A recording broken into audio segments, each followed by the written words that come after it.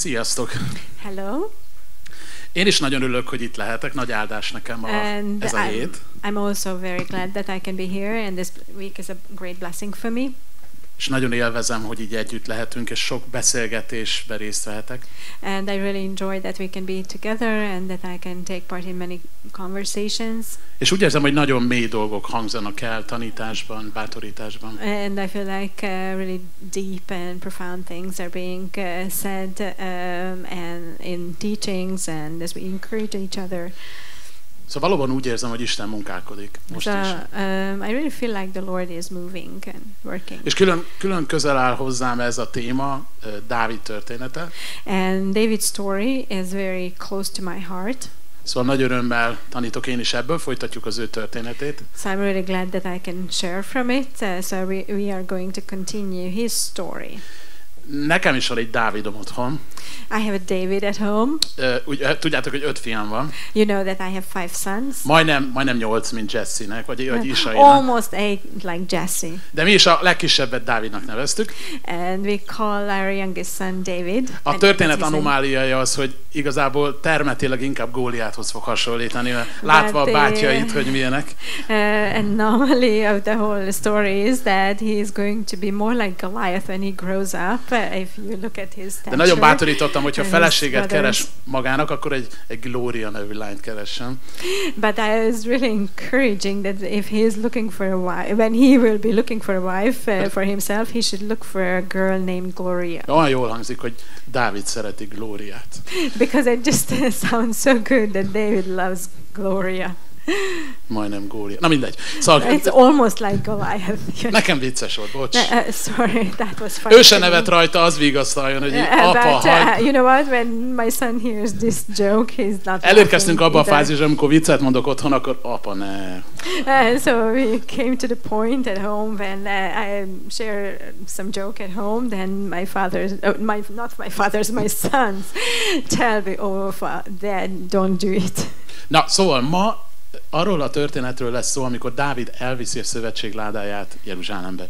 So today we are going to talk about the story when David takes the Ark of the Covenant to Jerusalem. Amikor Dávidra gondolok, 2 szó jut eszembe, amivel jellemezhetem őt. And when I think about David, 2 words come to mind that characterizes him.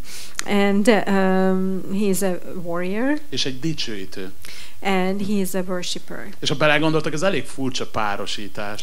And if you really think about it, it's quite an interesting pair. De mind a 2 gyerekkora óta jellemezte, és ebben növekedett. But both of these things characterized his life and his person ever since he was a child, and he grew up in it. Hallottuk, hogy gyermekkora óta küzdött már a jók mellett is, hadakozott vadállatokkal. And we heard that he actually fought with beasts even when he was a child. Majd ifjúként Góliáttal. And as a young man, he fought against Goliath. Királyként Izrael ellenségeivel. And as a king, he fought against the enemies of Israel. És egy kiváló harcos volt. And he was a really excellent warrior and soldier. And he was very good at that. De ugyanígy a gyermekkora óta ő megtanulta dicsőíteni Istent. But just in the same way, he learned to worship God ever since he was a child. Már gyermekkora óta zsoltárokat írt Istennek. And he was writing psalms to God ever since he was a child. És így ebbe belelátunk ebbe a szenvedélyébe a zsoltárokon keresztül. And we can just see his passion in the psalms. Hogy mennyire vágyott Isten jelenléte után. And we get a glimpse of that, and we see how much he longed after God's presence. Emlékszem gyermekkoromban, amikor fiatal hívő voltam. And I remember in my childhood when I was a young kid. Egyetemi a young believer. That is my student years, university years. Emlékszem, hogy hányszor éreztem azt, hogy Isten jelenléte egy körbevesz engem, pedig alig tudtam Istenről még valamit. And I remember how many times I just sensed God's presence surrounding me, és even though I barely knew nyitott ég anything alatt about volt. God. And usually this happened under the sky, este, in open air. Vagy amikor a lakásban, ahol laktam, kinyitottam az ablakot, és mintha Isten így belépett volna a szobába. At night, or when I opened the window of the apartment that I lived in, it felt like God just stepped into my room. És én csak elkezdtem sírni ettől az áldástól, nagyon meglepő volt. And it surprised me so much that it made me cry. Valahogy ezt a szenvedélyt látom Dávidban, ezt tanulom tőle azóta is. And somehow I see this passion in David, and I've been learning this from him ever since then. Két Zsoltárból szeretnék idézni nektek, az első az 57-ből van. I would like to quote two psalms to you, and the first one is Psalm 57. Könyörülj Istenem, könyörülj rajtam, mert nálad keres oltalmat a lelkem. Szárnyaid árnyékában keresek oltalmat, míg elvonul a veszedelem. Be merciful to me, O God, be merciful to me, for in you my soul takes refuge. In the shadow of your wings I will take refuge, till the storms of destruction pass by. 42. Zsoltár. Ahogy szarvas kívánkozik a folyóvízhez, úgy kívánkozik az én lelkem hozzád, Istenem. Psalm 42. As a deer pants for flowing streams, so pants my soul for you, O God. A mostani történetben, ahol felvesszük a szálat, in our story where we pick up, Dávid már egész Izrael királya. David has been the king of all of Israel. Elfoglalta Jeruzsálemet, he conquered Jerusalem, és megtette azt az ország fővárosának. And he made it the capital of the country. Épített magának egy palotát, és ott lakik ő is. He had a palace built for himself, and he's been living in it. De egy gondolat bántja őt, ahogy a költő is mondja. But just one thought was just tormenting Őszintén him. vágyik Isten jelenléte után. He's just honestly longing for the presence of God. Arra vágyott, hogy közel lehessen Istenhez. And he just longed to be close to God. Hiába volt már oly sok siker, oly sok minden, amit elért. Úgy érezte, hogy még ez nincs kész. Even though he had so many successes, he achieved so many things, but he felt like that's still not totally there. És az volt a terve, hogy Isten szövetség ládáját elhozza abba a városba, ahol ő lakik. So he planned or organized to bring the Ark of the Covenant of God to the town where he lives. Hogy elhozza a szövetség ládáját Jeruzsálembe. To bring the Ark of the Covenant to Jerusalem. De ebben a tervében egy nagyon fontos leckét fog megtanulni. But in this plan, he's going to learn a very important lesson. Hogy Isten jelenlétében nem lakozhat úgy, ahogy azt kitalálja. Arra Isten kitalált egy módot. That he cannot just abide in God's presence the way he wants to or comes up with, because God has come up with a way for us to enjoy that. Isten jelenlétére vágyik. So he is longing for God's presence. Hogy egy méltó helyre helyezze ezt a szövetség ládát. That he would just place this Ark of the Covenant to a worthy place. Nem tudom, tudjátok-e, hogy nézett ki ez a szövetségláda? I don't know if you know how the Ark of the Covenant. Aki látta a régi filmet, Indiana Jones filmet, van egy képe róla, nem pontos képe róla. If some of you have seen an old movie of Indiana Jones, there is not an exact, but the picture of it. Ez egy láda volt, amit Mózes készített akácfából. It was an ark that Moses had made of acacia wood. A legfinomabb arannyal volt beborítva. And it was covered with the finest gold. De mindössze 1 méterszer, fél méterszer, fél méter volt. Nem volt túl nagy.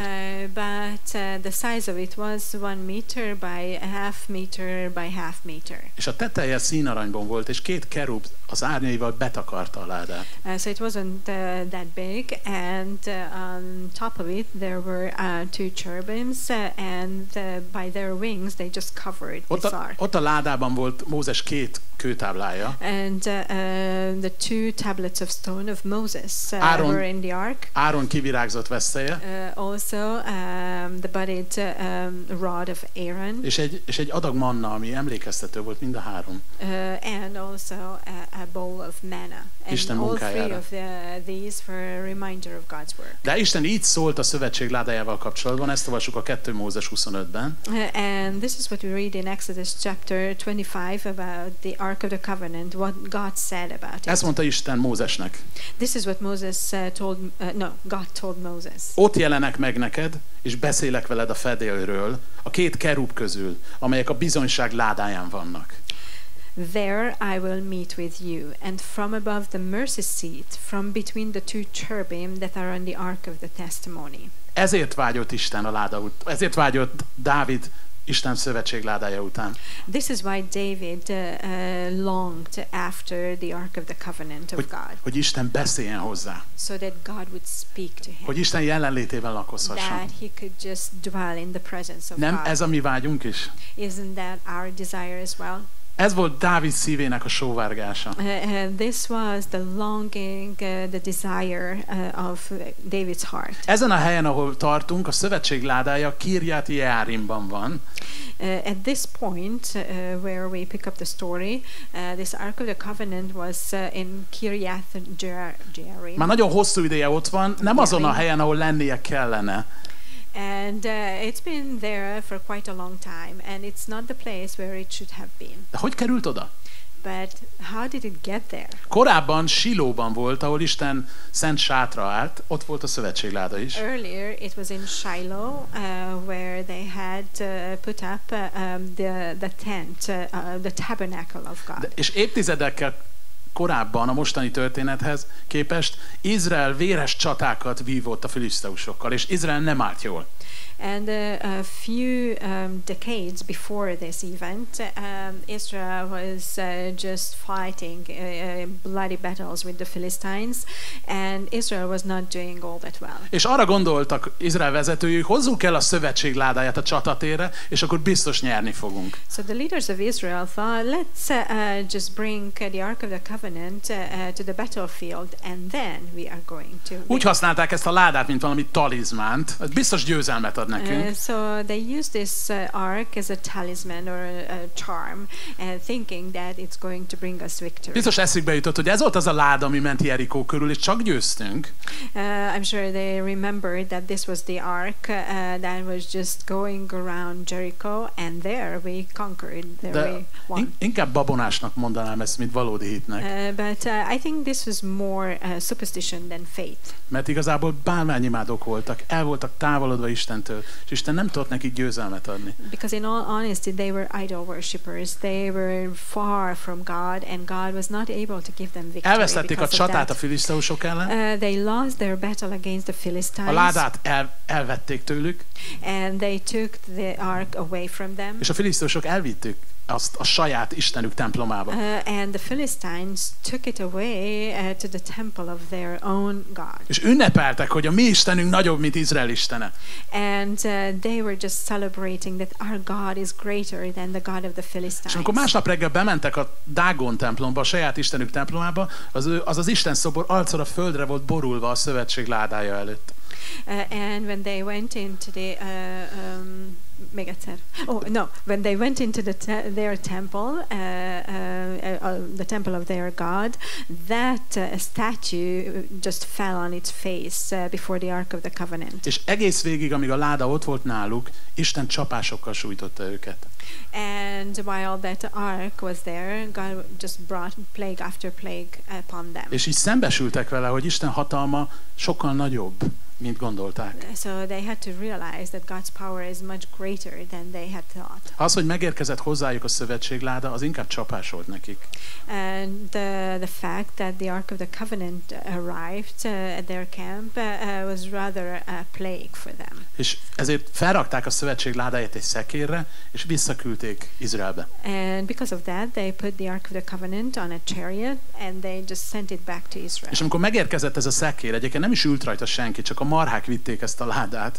And when this chariot arrived, and nobody was driving it or sitting on it, only the calves or the bulls were pulling the chariot. Ebbe a városba érkezett, meg Kirját Jeárimba.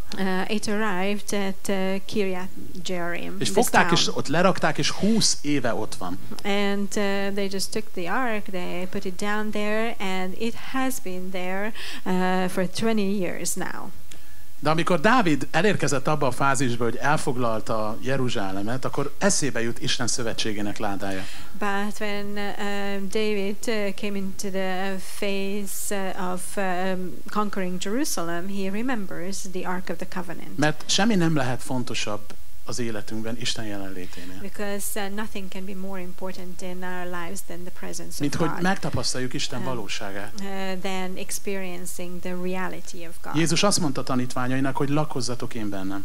Jesus told his disciples to abide in him. Tapasztaljatok meg engem. Experience me. Ne csak tudjatok rólam, hanem ez a benned lakozás, ez egy közelséget jelent. Don't just know about me, but this dwelling in you and abiding in you means an intimacy, a closeness. Az Ószövetség idején ez a láda közelsége volt, ugye, hogy Isten jelenléte ott van velünk.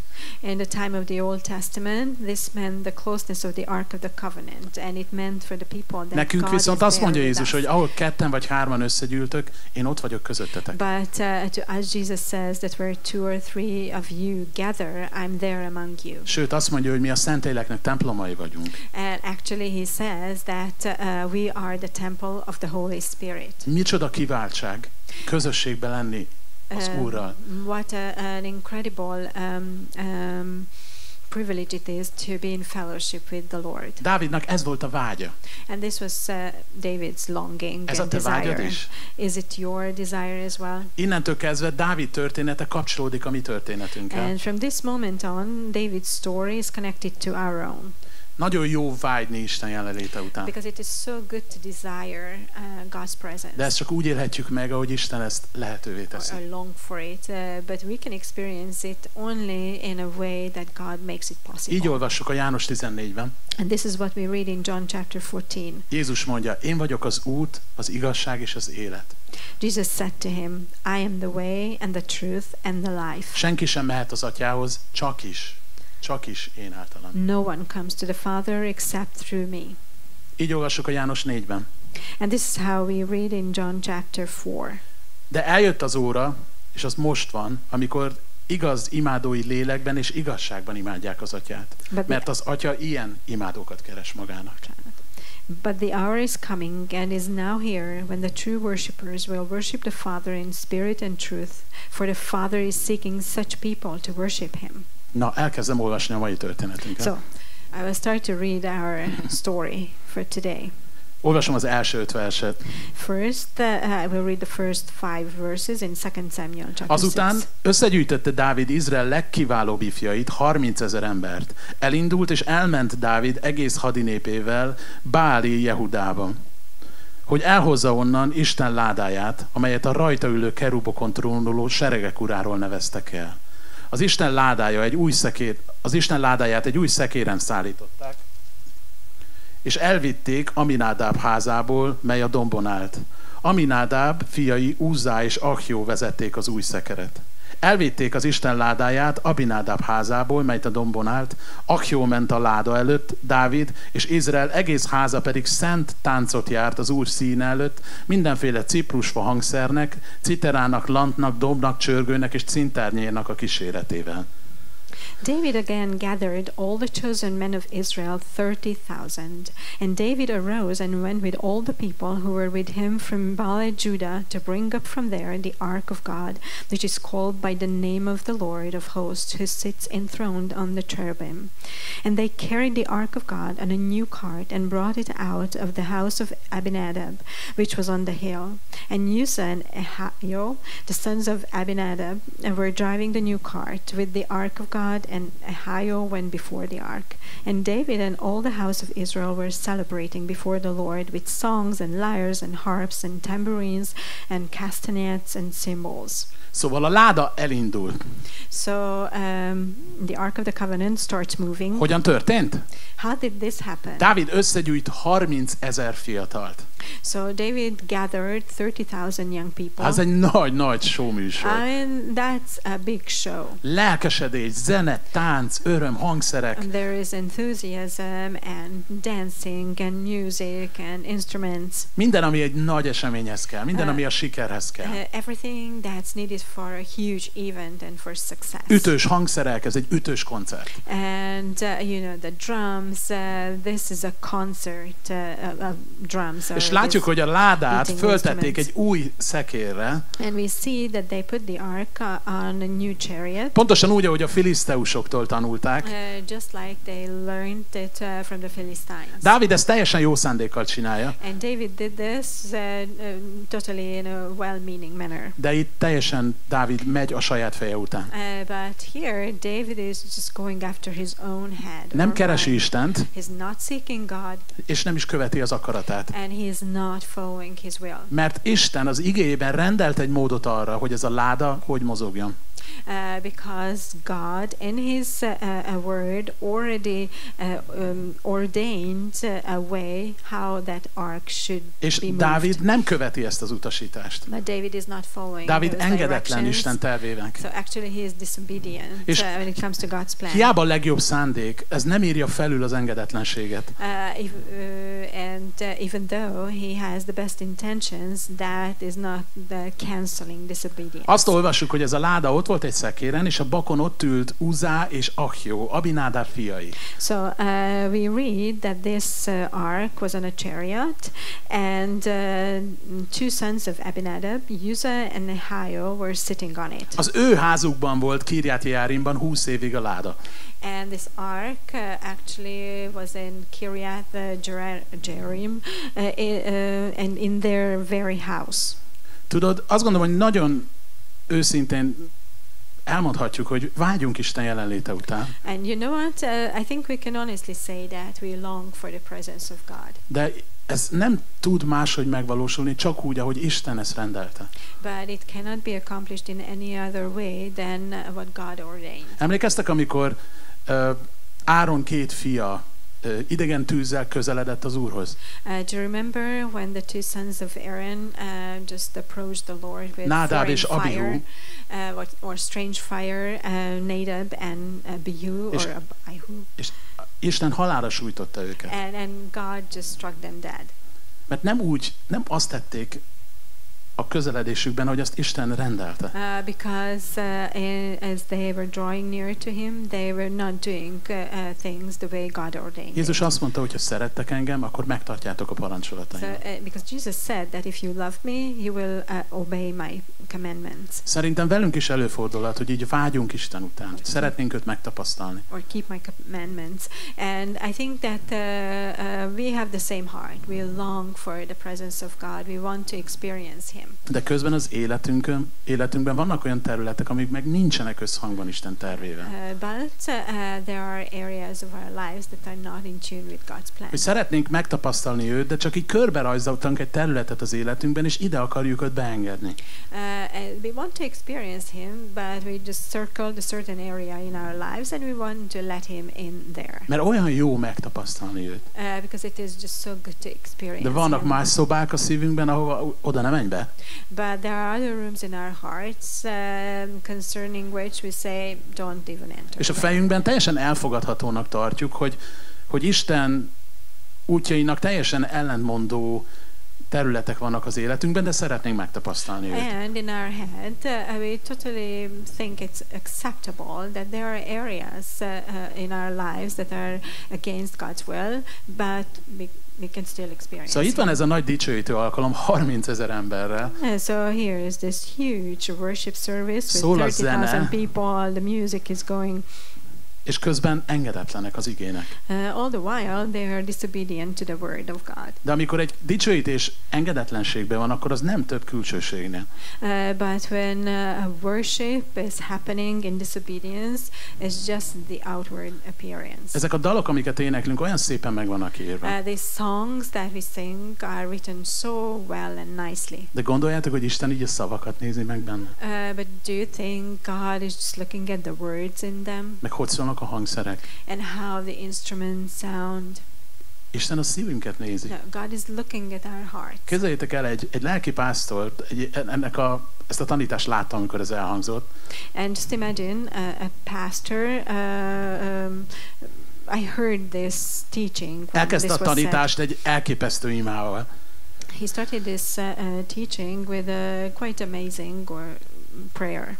Így nagyon megindító volt az ima. And the prayer was really moving. És utána, amikor elhangzott, azt mondta, hogy amen. And when the prayer was done and he said amen. Kérdezte, hogy így hallottátok, hogy mit imádkoztam? And they asked the people, did you hear what I prayed? Ezt az imát nem én írtam. And he said, this prayer was not written by me. Átvettem valahonnan. I just took it from somebody. Ma reggel beírtam a mesterséges intelligenciába, hogy írjon egy lenyűgöző imádságot. This morning, I just told the AI to write a really wonderful prayer. És ott amögött nincs szív. But there is no heart. Csak jó hangzó szavak. Only the words sound well. Így ezért mondta Isten a népének, hogy az Izraelnek sokszor, hogy ez a nép csak az ajkával tisztel engem, de a szíve távol van tőlem. And this is why God told these people many times that these people worships me with or honors me only with their mouth and words, but their hearts are far from Amikor me. jövünk Isten elé és a jelenlétét keressük, Isten a szívünket nézi, a szívünkbe tekint. When we come before God and we seek His presence, God sees our heart. Ezért vagyok teljesen felszabadult arra, hogy a kappan hangommal énekeljek, mert Isten nem zavarja. That is why I'm so free to just sing with this crazy voice ha of elsősorban mine, állok, because akkor God más is se not zavar. bothered by it, and if I stand in the first row, nobody else is bothered Isten a by it either. szíveket keresi, a tiédet is keresi ma este. You know, God is just looking for your heart and heart in general. És nézzétek, mi történt ezen a nagy eseményen. And let's see what happened at this huge event. Amikor Nákón szérűjéhez értek, Uzzá az Isten ládájához kapott, és megfogta, mert megbotlottak az ökrök. Verse 6. And when they came to the threshing floor of Nacon, Uzzah put out his hand to the Ark of God and took hold of it, for the oxen stumbled. Nákón szérű egy olyan hely volt, ahol csépelték a gabonát. Erre szolgált a szérű. So this field of Nacon was a threshing floor, you know, where they were threshing wheat. Erre mindig azt a területet választották, ami a legsíkabb volt, a legsimább. And they always picked a field that was the most flat. És amikor itt volt a szekér, akkor botlottak meg az ökrök. And when the chariot was there, that is when the bull or the oxen stumbled. És megbillent a szekér.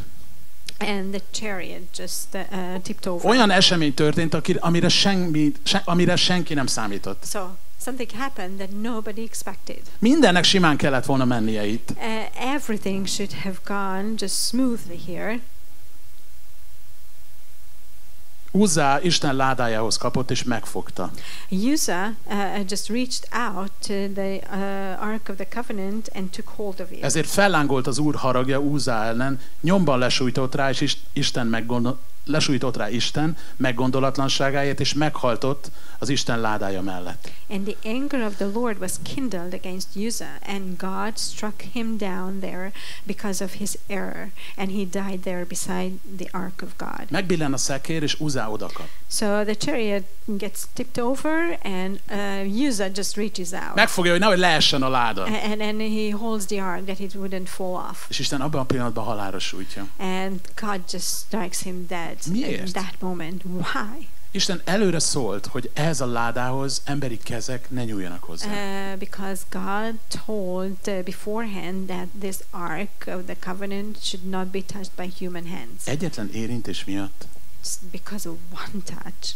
Tudod, Isten trónjának nincs szüksége emberi segítségre ahhoz, hogy álljon. You know, the throne of God doesn't need our human help in order for it to stand. Azon a napon, azon a helyen Isten ládája volt a legnagyobb biztonságban. On that day, God's ark was the safest or the most secure. Miért gondolta Uzzá, hogy az ő kezei szentebbek, mint az a föld, ahova esett volna az a láda? Why did Uzzah think that his hands were holier than the earth where the ark would have landed. És nem látta a különbséget Isten szentsége és ember tisztasága között. And he didn't see the difference between the holiness of God and a human purity. De ez az egész nem így történt volna, hogyha Dávid keresi az Urat. But this wouldn't have happened this way if David had sought the Lord. És bizonyos szempontból még szigorúnak is tűnhet, de hát Uza ez csak egy reflex mozdulat volt. And somehow it could even seem just really strict. It was just a reflex movement. De ennek a ládának soha nem szabadott volna egy szekéren utaznia. But you know what? That ark should have never been carried by a chariot. A 4. Mózes könyvében látjuk Isten rendelését arra, hogy hogyan mozdítsák a ládát. Because in the book of Numbers we see how God ordained for this ark. Isten azt mondta, hogy a ládát léviták szállítsák. God told the people that the ark should be carried by Levites. Senki más, csak Kehát fiai. And nobody else but the sons of Kehat. Nem is érinthették, hanem olyan rudakkal kellett szállítani, amit ide áttoltak a láda oldalán lévő gyűrűkön. And they couldn't touch it, but they had to carry it on poles that they pushed through these rings that were fastened to the side of És Isten this azt ark. akarta, hogy a vállukon vigyék. And God wanted them to carry this ark on their shoulders. Isten azt akarta, hogy ez a láda emberi vállakon utazzon. God wanted this ark to be carried or to travel on human shoulders. Hogy ez a teher ott legyen léviták szívén. That this burden would be on the hearts of the Levites. Vágytok Isten jelenléte után? And do you long for the presence of God? Szerintem sokszor úgy vágyunk rá, hogy csak így hozzá akarjuk adni az elfoglalt életünkhöz, mint egy szelet a tortából. I think that many times we long for it in a way that we just want to add it to our really busy lives, just like a piece of cake. Sokszor így fölemeljük a kezünket, Many times we lift our hands, ami tök jó, which is great. de vajon a szívünket is így fölemeljük But Isten do elé? we lift our hearts as well before the Lord? Engedjük, hogy megterhelje a szívünket és dolgokat betegyen oda? Do we allow him to burden our hearts and put things there? Mert ha nem engedem a szívemet részt venni ebben, akkor nem úgy közeledek Istenhez, ahogy azt kéri. Because if I don't allow my heart to take part in this, then I'm not approaching God in a way that he is expecting it. Dávid pedig megdöbbent attól, hogy az Úr összetörte Úzát, ezért nevezik ezt a helyet Pérec Úzának mindmáig. And David was angry because the Lord had broken out against Uzzah, and that place is called Perez Uzzah to this day. Dávid teljesen ledöbben. So David is just shocked. Látja Úzá halálát, és így megáll a menet, 30 000 ember. He sees the death of Uzzah, and this 30,000 people marching just stop. A zene leáll, és mindenki hazamegy. The music stops, and everybody goes home. És Dávid megdöbben, sőt azt mondja, hogy ez így harag gyűlt benne. And David is just astonished, and here the word tells us that his heart was filled with anger. Mert nem működött, amit tervezett. Because what he planned didn't work. Így rádöbben, hogy Isten egy szent Istent imád. And he just realizes that he is worshiping a holy God. És Istent nem lehet irányítani. And God cannot be controlled and directed. Nézzétek, hogy dönt, 9-es vers. So let's see what decision he makes. Akkor félni kezdett Dávid az Úrtól, és ezt gondolta, hogyan jöhetne hozzám az Úr ládája. Nem akarta hát Dávid magához vitetni az Úr ládáját Dávid városába, hanem elvitette a gáti Obéd-edom házába. And David was afraid of the Lord that day, and he said, "How can the ark of the Lord come to me?" So David was not willing to take the ark of the Lord into the city of David, but David took it aside to the house of Obed-edom the Gittite. 3 hónapig volt az Úr ládája a gáti Obéd-edom házában, és megáldotta az Úr Obéd-edomot egész háza népét. And the ark of the Lord remained in the house of Obed-edom the Gittite 3 months, and the Lord blessed Obed-edom and all his household. Megállt a menet. So this marching group of people Dávid just így came to a megretten. halt. David is afraid. És elviteti a ládát a legközelebbi házba, Obéd-edom házába. So he just gets the ark removed to the closest house, which belonged to Obed-edom. És a láda ott maradt 3 hónapig. And the ark stayed there for 3 months. Tudod, mi nagyon érdekes ebben? And you know what's really interesting in this? Hogy semmit nem olvasunk arról, hogy ez az Obed-edom kicsoda volt, és mit csinált volna. That we don't read anything about who this Obed-edom was and what he was doing. De azt olvassuk, hogy áldottak lettek ő és az egész háza népe. All that we read here is that he and his whole household became blessed. Élvezte Istent, és Isten áldása volt rajta. So he just enjoyed God, and God's blessing was on him. De mi volt a különbség? But what was the difference? Isten megérkezett hozzá teljes szentségében. God arrived at his house and all of his holiness. Megérkezett az otthonába Isten jelenléte. And the presence of God just arrived at his home. És megáldotta őt ilyen túláradó módon. And blessed him abundantly. Ő nem próbálta irányítani Istent. He didn't try to control God. Ő egyszerűen csak élvezte Isten jelenlétét. He just simply enjoyed God's presence. Ami így váratlanul megérkezett hozzá. That unexpectedly arrived. Nem volt benne ítélet. And there was no judgment. Nem volt fenyegetés. And no threat. Csak áldás. Only blessing. Szerintem ez idő alatt Obed-edom rengeteg mindenben megváltozott. And I think that during this time Obed-edom changed and he was transformed Majd in many elmondom, miért different gondolom. things. And I will let you know why I think that. Jézus azt mondta, íme az ajtó előtt állok. But Jesus said that, behold, I stand at Ha valaki the door hallja a and knock. hangomat és kinyitja az ajtót, bemegyek ahhoz. If anyone hears my voice and opens the door, I will come into him. Vele vacsorálok, ő pedig én velem. And eat with him and he with me. Közösségbe leszek vele. I will just be in fellowship with him. Akárkivel, aki kinyitja az ajtót a szívén. With anybody who would open his heart to him. Obed-edomnak áldott lett a családja. So Obed-edom's family became blessed. A lányai, a fiai, His sons, his daughters, a munkája, mindene. his work and everything. Isten All jelenléten he élt. had because of the presence of God. Az alatt a 3 hónap alatt minden megváltozott. And during those 3 months, everything was changed. Jelentették Dávid királynak, 12. vers, hogy megáldotta az Úr Obed-edom háza népét, és mindenét az Isten ládájáért.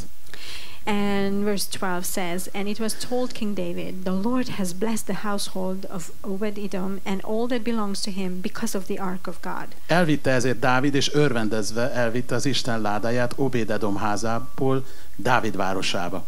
So David went and brought up the Ark of God from the house of Obed-edom to the city of David with rejoicing. Annyira megáldotta Isten Obed-edomot, God blessed Obed-edom so much so, hogy 60 kilométerre tőle Dávid hall erről. That 60 kilometers far from him, and David heard about Isten áldásai annyira nyilvánvalók voltak, annyira tagadhatatlanok, hogy Dávid hall erről, és azt mondja, hogy nekem is kell ez. The blessings of God were so evident, so unquestionable, that David actually heard about it, and he said, I too want this. De ez idő alatt, ez alatt a 3 hónap alatt Dávid szembesül arról, hogy Isten igéje mit rendelt, mit kért, mit parancsolt a szövetség ládája felől. But during these 3 months, David just faced or he realized what God commanded. És ezúttal Isten módján fogja szállítani. And this time he carried it, or he is going to carry it God's way. Amikor 6 lépést tettek, azok, akik az Úr ládáját vitték, ő egy bikát és egy hízott borjút áldozott. Dávid teljes erővel táncolt az Úr színe előtt, és gyolcs efodot kötött magára Dávid. Így vitt el Dávid és Izrael egész háza az Úr ládáját örömrivalgással és kürtzengéssel. And when those who bore the ark of the Lord had gone 6 steps, he sacrificed an ox and a fattened animal, and David danced before the Lord with all his might. And David was wearing a linen ephod. So David and all the house of Israel brought up the ark of the Lord with shouting and with the sound of the horn. Ezúttal minden más. So this time everything is different. Amikor viszi a ládát, léviták szállítják. So as he was carrying the ark, or when the ark was carried, it was the Levites who carried És it. 6 lépésenként megállnak, és áldozatot mutatnak be. And every 6th step they stopped and they performed a sacrifice, or presented a sacrifice. 60 kilométeren keresztül, 6 lépésenként megállnak. Yeah. So all along 60 kilometers, and so every 6th step they stopped. Ez sokkal lassabb. And this was a much slower way of doing it, of Sokkal carrying nagyobb it. áldozatot követelt. And it took much greater sacrifice. De most úgy tesznek, ahogy Isten mondta. But now they are just doing it the way God has És told Dávid them. ünnepel és dicsőít. And David is just celebrating and he is worshiping. Ez egy hosszú, lassú séta volt. And this was a long and slow walk.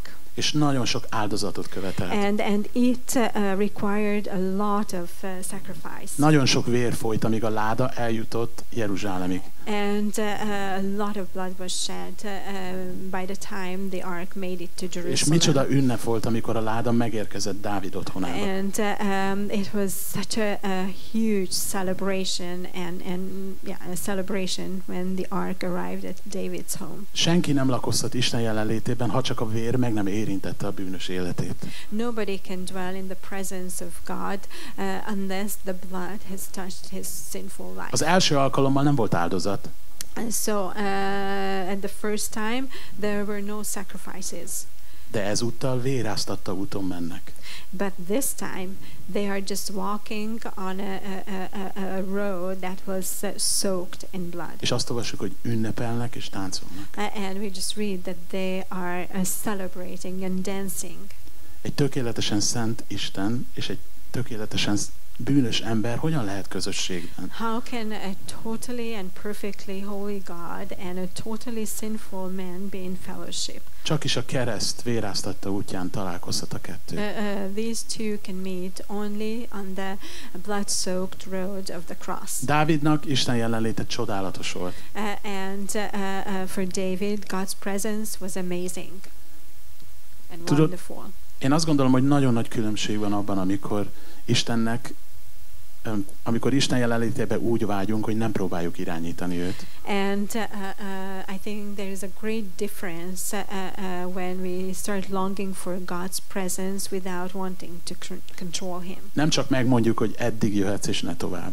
When we don't just tell him you can come up to this far but no further. Amikor nem csak egy pillanatnyi szükséget akarunk betölteni vele. When we don't just want to fill a momentary need by it. Amikor nem csak be akarjuk illeszteni őt egy sűrű életbe. When we don't just try to fit him into a busy life. Hanem amikor átadjuk magunkat neki. But when we just fully surrender and give ourselves over amikor a szemünk a kereszten van, és látjuk, hogy mibe került ez Istennek, hogy mi bemehessünk hozzá. When our eyes are on the cross and when we see how much it cost God. Micsoda különbség, amikor láthatom az ő szentségének a súlyát. And what a difference it is when I can see the weight of His holiness. Amikor hajlandó vagyok szembenézni a saját életemmel. When I'm willing to face my own life. És azt mondani magamnak Isten előtt, hogy én nekem annyi szükségem van, annyira sok bűn van bennem még. When I'm willing to tell myself before the Lord that I have such great needs, de Uram, because I have so many sins still. De el akarok ezektől fordulni. But I want to turn away from meg akarok változni. I want to change. Tudod, Dávid Isten szíve szerint való ember. Arról beszélünk, hogy Dávid Isten szíve szerint való ember volt ez a téma. We talk about the theme today or this whole week that God was a man after God's own heart. Dávid. Or David. És, David was a man after God's own és heart. én azt gondolom, hogy ezt tette Dávidot igazán Isten szíve szerint való emberré. And I think that this is what made David a truly a man after God's own heart. Hogy ő mindig arra törekedett a bűn után is, hogy megtérjen. That even after he had sinned, he always tried to repent, or that's what he wanted hajlandó to volt repent. Változni. He was willing to change. Hajlandó volt elfogadni Isten kegyelmét. He was willing to receive God's grace. És helyre tudott állni Isten előtt. And he could be restored in front of God or before God. Sok évvel ezelőtt, amikor még egyedülálló voltam. Many years ago when I was still single. És itt voltam a Biblia iskolában. And I was here at the Bible school. Csomó mindent átéltem, hogy Isten megtanított és átformált. I really experienced a lot, and God taught me many És things, én and He bolond azt hittem, hogy transformed me. már majdnem a célnál vagyok, hogy már annyi mindent megtanultam. And me, an idiot, I really thought that I'm almost at the finish line, that I've learned Az Isten iskoláját so már many majdnem diplomával zárom. And I'm about to graduate from the school of life and God's school. És amikor megházasodtam, akkor rájöttem, hogy annyira sok munka kell még. And when I got married, that's when I realized that he really needs. És akkor Isten munkálkodott, és megint azt hittem, én naív, te jó ég. And then God worked, and then me, a naive person. Na most aztán tényleg a szeretet iskoláját már majdnem elvégeztem. I almost finished the school of love. Tudjátok, az 1 Korintus 13, a szeretet himnuszának az első dolga, amit mond a szeretetről, hogy a szeretet türelmes. And you know, the hymn of love, or you know, in the 1 Corinthians 13, where it talks about love, the first thing it says that love is patient. Amikor megjöttek a gyerekek sorban, and as the children started arriving, rájöttem, hogy így sehol nem vagyok ezzel. I realized that I'm nowhere. És így dühös voltam Istenre, hogy miért ez az my Hát így I was just so angry with God, asking Him, hogy mindig akkor fogy el a türelmem, amikor szükségem volna rá. Because I always lose my patience when I should need it, or when I run out of it when I need it. That's not fair. És azóta már nem gondolom, hogy bárhol is közel lennék ahhoz, hogy kész legyek. Ever since then, I've never thought that I'm anywhere close to és hadd mondjam el, anélkül, hogy bántanálak téged, vagy alaposan ismernélek. And let me tell you something without trying to hurt you and without knowing you even. Még több dologban kell megváltoznod neked és nekem is.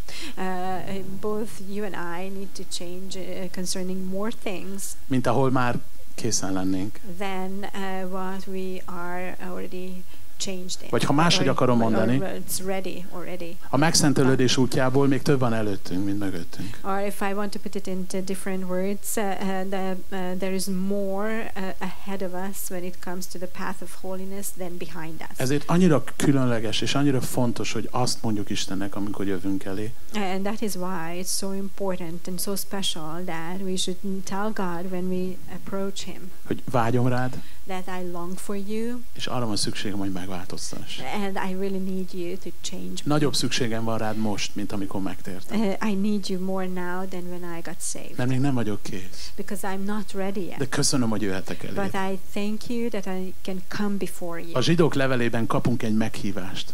And in the letter in Hebrews, we receive a call or an invitation. Azt mondja itt az ige, hogy járuljatok tehát bizalommal a kegyelem trónusához, hogy irgalmat nyerjünk, és kegyelmet találjunk, amikor szükségünk van erre.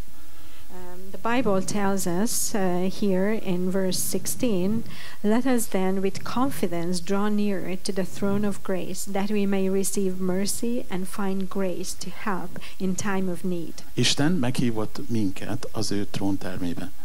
And God invited us into His throne room. Behívott arra a helyre, ahol ő uralkodik. He invited us to the place where He is reigning. És úgy nevezi ezt a helyet, hogy a kegyelem trónusa. And He calls that place the throne of grace. Nem az erő trónusának hívja, pedig az is. He doesn't call it the throne of power or strength. Vagy a fenség trónusának, pedig az is. Or the throne of majesty, even though it is the throne of majesty too. Hanem azt mondja, hogy ez a hely, ez a kegyelem trónusa. But he says that this throne is the throne of grace. Ez az a hely, ahol én uralkodom és kegyelmet adok. This is the place where I reign and give grace. És azt mondja, hogy gyere ide be. And he says, just come in here. És gyere ide be a szükségeddel együtt. And come in here together with your need. És még azt is elmondja, hogy mit fogunk ott találni. And he tells us also what we are going to find. Azt mondja, amikor ide bejössz, akkor kegyelmet és irgalmat fogsz találni. And he says that when you come in here, you are going to find grace and mercy. És azt gondolom, hogy ez az, ami elképesztően vonzó Isten jelenlétében. And I think this is what is so amazingly attractive in God's presence. Így behív minket arra a helyre, amikor a jóságát ki akarja önteni ránk, amit így nem érdemlünk meg, de odaadja nekünk. Because he wants to invite us, or he actually invites us into the place where he wants to pour his goodness out on us, even though we don't deserve it, but he's just giving it. to us. Ezt el lehet rontani egyébként. And we can actually mess that up. Amikor azt mondjuk Istennek, hogy gyere be az én tróntermembe. When I tell God, just come into my throne Amikor room. őt be akarom így hívni így az életembe, hogy When I want to ask him into my life, ahol ő jön az én trónusomhoz. where he is coming and approaching De my itt nem ezt throne. olvassuk, azt mondja, hogy ő hív be engem az ő uralkodásának helyére. But this is not what we read here, but what we read is that he is inviting me to the place of his reign. Ide nem lehet máshogy bemenni, csak alázattal. You cannot enter that place in any other way but by humility. Uram, te uralkodsz. Lord, you reign. Ez a kegyelmednek a trónterme. And this is the throne room of your grace. És ott egy olyan Istennel találkozunk, aki ért minket. And there we meet a God who understands us. Aki együtt érez velünk. Who sympathizes with us. Aki megtapasztalta a küzdelmeinket. Who has experienced our struggles. Bár nem vétkezett, de tudja, hogy milyen nehéz dolgokkal szembesülünk.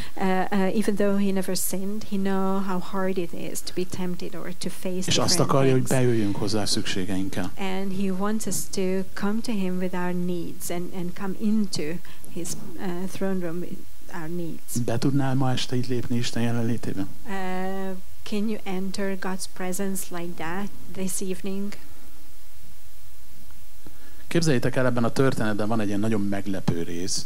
And just imagine in this story there is a really surprising thing. Obed-edomról olvasunk, akinek a házában 3 hónapig ott volt ez a láda. Because we will read again about Obed-edom, whose house, and he had the ark in his house for 3 months. És ha az ember felületesen olvassa az igét, akkor elmegy felett a fontos részlet mellett. So if you just superficially read the word, then you just pass by this seemingly unimportant detail. Képzeljétek, az első krónika, ami ugye hosszú névlistákkal kezdődik, nagyon sokszor említi Obed-edom nevét. But just imagine that First Chronicles that starts with all these lists of names mentions his name many times. Amikor látunk ilyen listákat, akkor mindig át akarjuk lapozni. So when we see these lists, we always just go through them, that we would get over. De amikor eldöntöttem, hogy elolvasom, mindig láttam ezt a nevet. Obed-edom itt, Obed-edom ott. But whenever I decided to actually read through those lists, I always saw his name. Képzeljétek el, Obed-edom, akinél a láda 3 hónapig volt. Because just imagine that this Obed-edom who had the Ark of the Covenant in his house for 3 months. Amikor eljött Dávid, hogy elvigye a ládát, when David came to take the ark az ő házából Jeruzsálembe, from his house to Jerusalem, Obed-edom vele ment. Obed-edom went with the ark. Ott hagyta a házát, He left his house és követte a ládát. and just followed the ark. Amikor Dávid ezt letette Jeruzsálembe, azt mondta, hogy én is itt akarok lenni. And when David just put that down in Jerusalem, he said, I want to be here. És azt olvassuk, hogy ott volt a zenei csapatban. And this is what we read, that he was there in the musical. Ott volt az énekesek között. He was among the singers. Jelentkezett az őrségbe, akik a templomot vagy a szövetség ládáját őrizték. He signed up to be a guard,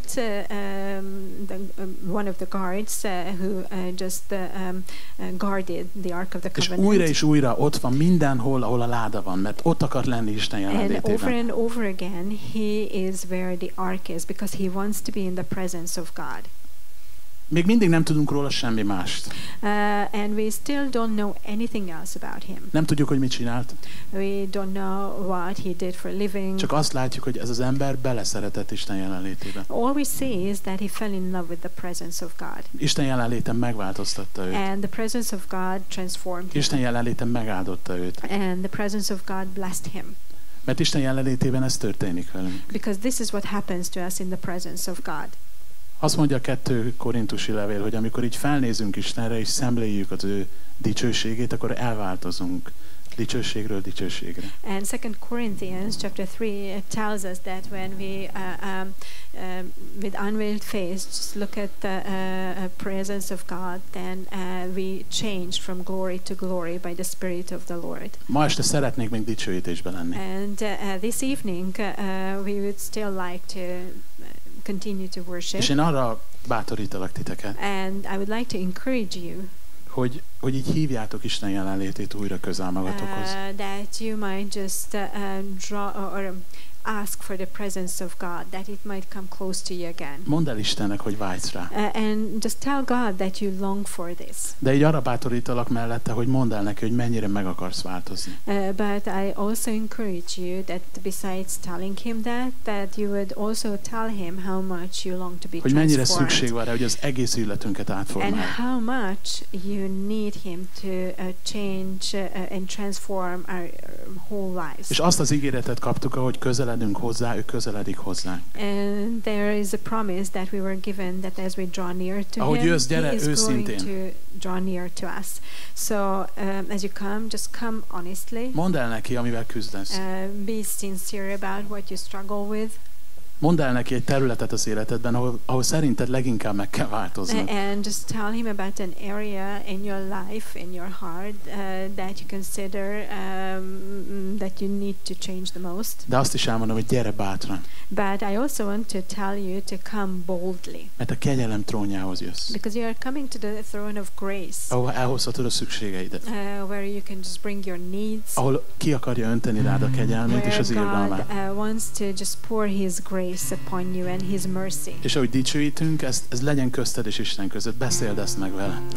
And as we worship, may it be between you and God. You need to discuss that with Him. Uram, bámulatos, hogy beengedsz minket a te házadba.